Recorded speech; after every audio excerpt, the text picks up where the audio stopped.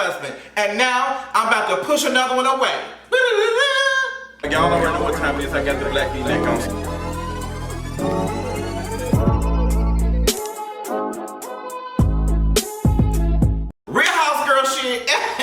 What's going on? Real Housewives of Atlanta, season 13, episode 3. Let me tell y'all something. I kind of enjoyed this episode, and only because Mike Will made it. 8 Cynthia up, 8 Cynthia up, 8 Cynthia up. Girl, I can't even wait to even get into it to talk about it, because Mike was just basically telling Cynthia, look, if all this stuff goes on and ends up messing up us getting married on 10/10/20, what are we going to do? Are we still going to get married? Because that's all I want. And Cynthia like, nah, I'm in distress. Cynthia can't figure out what to do. Don't know what to do. Don't know what to do. And I'm like, Cynthia, if we go and rewind, okay, come on, Sagittarius, Pisces, Aries, all right, let's talk about it. Like, Cynthia, in your previous marriage with Peter Check Eater, you tried to do this big wedding, you couldn't afford it. Mike seems like he got good credit and good coin. He a good man, Savannah. Like, that's a good man. And it seems like you're so like stuck on getting this big thing in the middle of a panorama, in the middle of a Pizza Hut, in the middle of a Pandora's box. Like, he is telling you, Mike Will made it, is telling you, babe, this is some serious stuff going on. I just want to marry you. That is so beautiful. Like, I'm so moved by that. I'm so moved by it. He's just like, I just want to move. I just want to marry you. Like, and Cynthia's just like, 250, 250, 10, 10, 20. Girl, you can't see the valley because you're too busy looking at the trees. Like, you can't see what's going on. Like, this man is ready to just love you and do all of these things. And I have a good feeling about Mike. I have a good feeling about Mike. And Cynthia, just watching you, and it's just, you seem like you're so disconnected. You are so interested in throwing a super spreader event. For what? For what? Like, she just, like, Mike asking her all these questions, like, what's the issue, what's this and that. And Cynthia can't, because she wants a big wedding. She wants to do it in front of everybody. She wants to be this and that. Like, she just wants this. And Cynthia, you can have it. You could have easily just said, let's get married, such and such here. Then we had a wedding after the pandemic and stuff. Like, I don't understand that. Like, that, I'm not understanding, and I really feel like it looks bad, considering that we're seeing 3,000 people die a day for coronavirus. We're seeing cases steady going up. Like, we're seeing all this stuff. And then we got Cynthia on here. It just looks bad. The timing is terrible. I don't know how to feel about it. Maybe because I'm talking about it now. But girl, I was so irritated listening to Cynthia talk about that shit. And Mike, the way Mike shut that mess down, Mike shut it down. He was like, all right. He did not raise his voice at her. He did not become too aggressive or anything. He was very assertive, and he was standing firm in his stuff. And that's it. He let it be known. I did not feel like he disrespected her. I feel like he just kind of like, hey, Cynthia, and baby, the way he talked, the journalist jumped out, because he was like, you running in circles, like you going back and forth, like I don't know the word he used, but he was letting Cynthia know, like, you know, girl, I'll marry you. And then we're seeing from the next episode, Kenya said, girl, you can have a wedding in Lake Bailey, which I thought would have been really cute. She could have had a small little intimate wedding at Lake Bailey. It could have been enough to film it and get on about the business. I don't get it. I don't get it. Make it make sense for me. So, as we come back, we got Porsha arrested again, and we see Kenya Moore ain't gonna be here for the next episode. Porsha got arrested again for sitting on a bridge or whatever she was doing. Breonna Taylor. It's interesting watching this. Like I already told you, like I'm not sure how to feel about this stuff that's going on, but I think Porsha means well. I think Porsha most definitely means well, but I think that she had to be careful around some of the folks that she's hanging around with in this social justice movement, because some of these folks are looking for clout. Like, when y'all did that whole event and y'all had Giselle show up and y'all had all these other, you know, Real Housewives folks and other people, these celebrities on these TV shows show up, and then y'all had people register. Like, it's just, do not let this situation turn into something that is making you money. Like, you're talking about this black woman who was killed, who was murdered. You don't want that to be a situation where it turns into a commercial. Like, you're using her, and I'm not saying that Porsha is doing that. I want to be very, very clear. I'm not saying that Porsha is doing that, but the lines can be extremely blurred when you got cameras following you. This is real life stuff. Like, there are activists who were marching and protesting in Ferguson who are still in jail. There are some folks who were protesting in Ferguson who are dead. Like, this is not no joke. And I'm not sure how to feel about cameras in all of this. Like, you got a camera following you around. You have, if you really mean well, you got to learn when to use your microphone and when to put it down, because your camera being on all these protesters can put them in danger. You showing these folks faces, you don't think these people are paying attention to that and seeing these faces and find out where these people live at. You have to be aware of that. You got to learn when to let it go. What did they say? When to run. You got to learn when to fold. Like, you got to fold the mic up and say, hey girl, this is serious. And I feel like Porsha needs to hear that. She needs to hear it. I think she means well. I love it. But it's like, girl, sis, we got to find the thing. So, girl, let me tell y'all something. Baby, as fine as Ralph is, it ain't worth it. It ain't worth it. It ain't, baby, as fine as Ralph is, baby, I would have been left. I would have been left, baby. Oh, baby. Oh, baby. Girl, even the mama know it. The mama was like, you know, the sermon today is bridle your tongue. I didn't know what that meant with this fake Sunday service. She might as well have Kanye West tiptoeing on the piano. They got an organ, a piano, and then she on Facebook Live. She talking to Siri. Siri said, girl, I didn't catch that. Because, girl, she went on Facebook Live talking to nobody. It's just a scene they set up to start a conversation. So Mama Drew gets into it and said, y'all was arguing and fighting and sis was crying on her anniversary. Like, made for you and me. Like, what's going on? It's our anniversary. Like, and y'all right here arguing. Drew just like, oh my gosh, now she in distress. And I'm just like, Drew, girl, your man is he's an asshole, girl. He's an asshole, girl.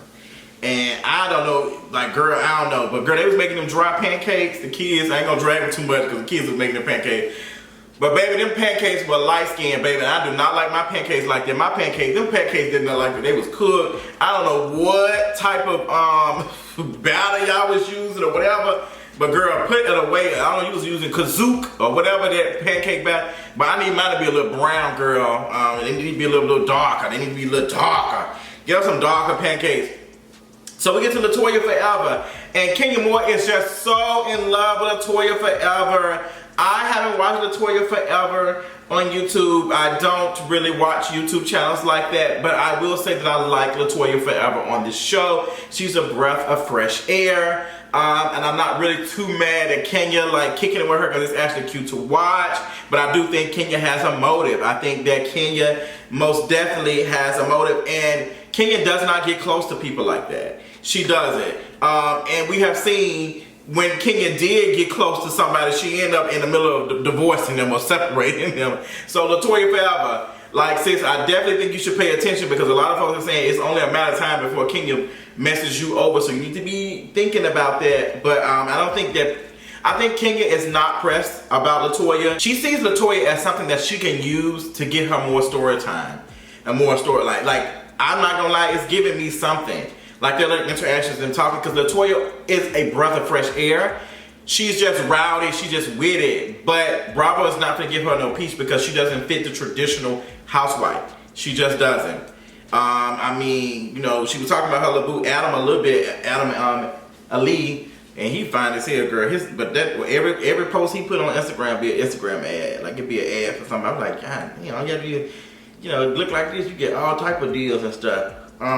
But that's what it is. I'm not mad about Kenya and Forever Twitter. I call her Forever 21, Latoya Forever. So Cynthia tells Kenya and Candy about her wedding plans and 250 guests.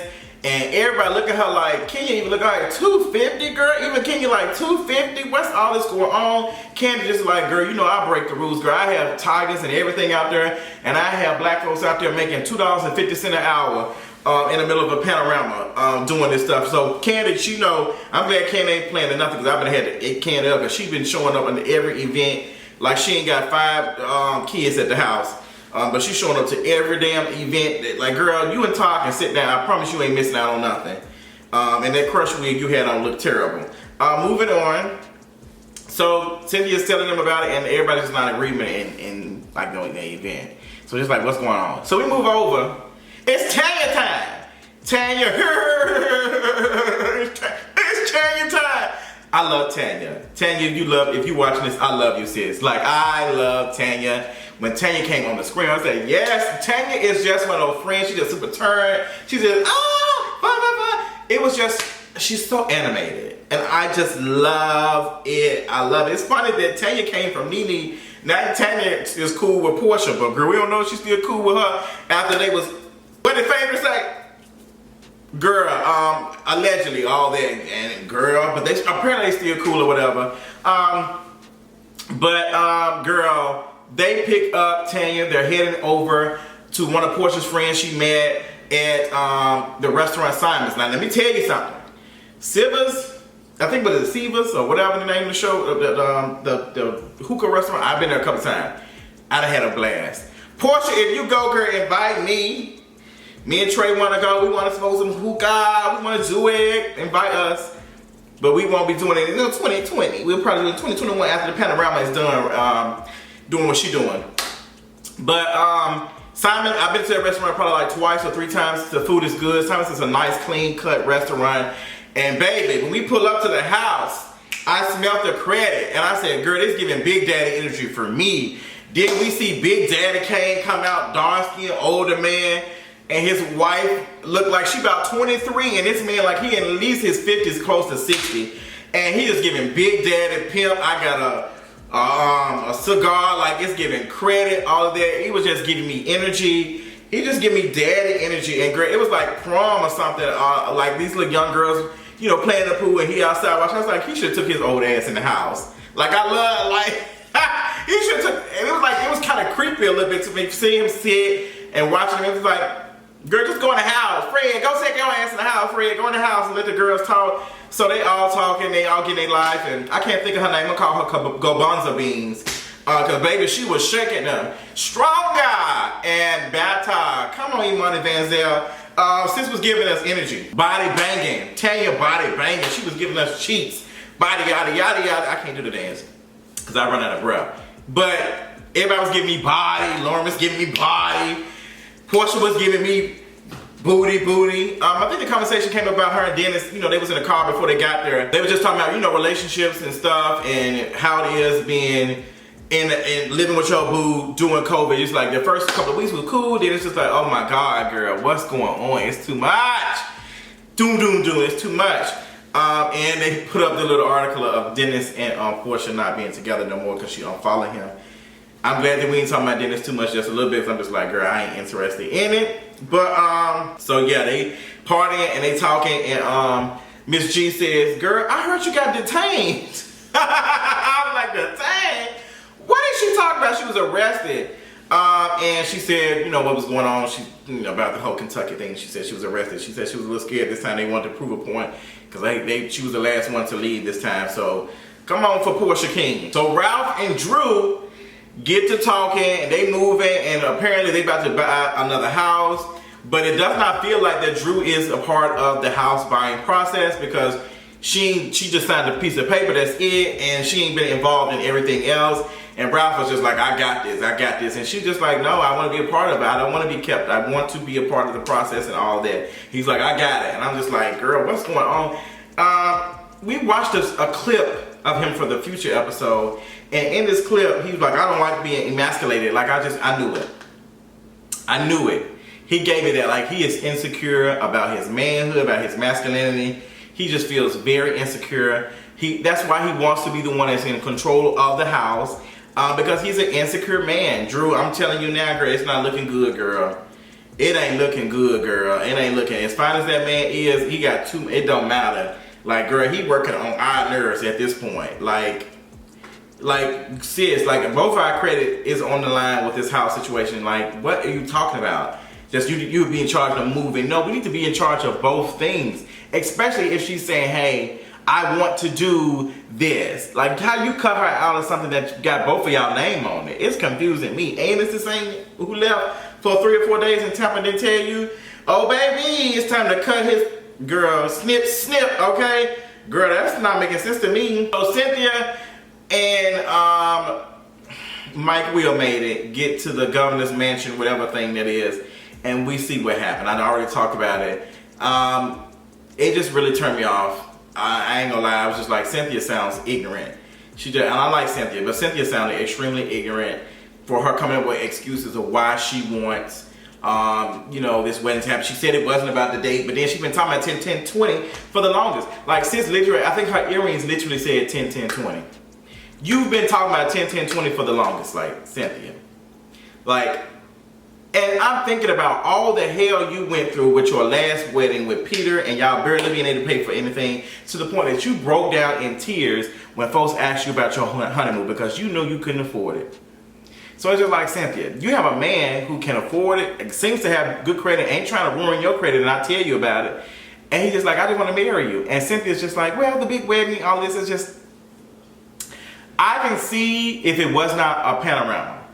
It's a pandemic. And then he's looking out for you. He's really looking out for you because he said, you got to look out. Things changed. And what ended up happening? It ended up raining that weekend. The wedding ended up being inside because it was raining that weekend. So that's why Bravo didn't even film it, because it's like, girl, we're not putting our people in no danger like that, because it was supposed to be outside and, you know, spaced out, but now everybody inside. Even Giselle made a comment about it and said nobody had no mask, but Giselle was walking around with a damn Ziploc bag in front of her, not even sealed up. Like, she just walking around here just looking stupid, a big ass shield on her. It was just so dumb. It was just so dumb. So we get to the next episode. Cynthia's still trying to explain her position of why she want a big wedding. And ain't nobody trying to hear it. Kenya ain't trying to hear it. Ain't nobody. She said, just support me, friend. Support me. Don't be fighting with me. No, girl. We telling you the truth. Porsha gets dragged by Kenya. Kenya just like, girl, she got arrested again. It's at this point, what's it giving? Honestly, I'm not mad at Kenya asking the question. I think the question needs to be asked, but you have to consider where the source, where the information, the question is coming from. Kenya, we know Kenya is not a fan of Porsha, especially after the reunion last season. It's clear that Porsha is the front runner. She is in front, and Kenya ain't feeling it. Kenya is used to being the center of attention, and she's not. Ain't nobody buying your Tide storyline. Honestly, ain't nobody buying half of y'all ass on this show storyline because the ratings have plummeted. Baby, I think, child, Real Housewives of Potomac Part 2 reunion ain't the third episode of Real Housewives of Atlanta. Like, at first, like, Real Housewives of Atlanta was above. I fly above. Come on, Candy. But now, girl, Potomac is bringing it. And I know season 6, Let's Get Sickening, I know it's going to be good. So we also got Ralph, he going off in front of the therapist. Somebody he feels emasculated. Mama Drew going off. It's gonna be a mess. It's gonna be a cataclysm, and I can't wait to say it. I can't wait to see it. Tell me what y'all thought about Real Housewives of Atlanta 10/10/20 episode 3. Let me know in the comments, girl. We gotta talk about it. Let me know, and we're gonna talk to you later. Bye.